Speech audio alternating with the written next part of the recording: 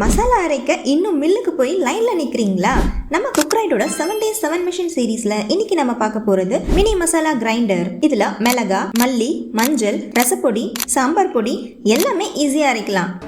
அது மட்டும் இல்லாம சிறுதானியம், நவதானியம், குளியலுக்கு செய்யற நலுங்கு மாவு இப்படி எதுவா இருந்தாலும் அரைக்கலாம். நம்ம மல்லி மிளகா அரைக்கிறதுக்கு மில்லுக்கு போவோம் இல்லையா, அந்த மாதிரி இனிமே எடுத்துட்டு போக வேண்டிய அவசியமே இல்ல. நம்ம வீட்லயே ஃப்ரெஷ்ஷா கிளீனா நம்ம கண்ட்ரோல்லையே அரைக்கலாம். யூஸ் பண்றது ரொம்ப ஈஸி தாங்க.